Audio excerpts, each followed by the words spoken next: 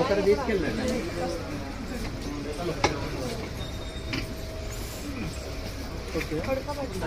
వెళ్ళదండి, వద్దన్నారు మేడం. వెళ్ళదు ఇప్పుడే.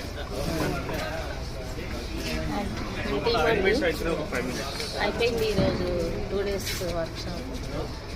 4th year 2 days workshop.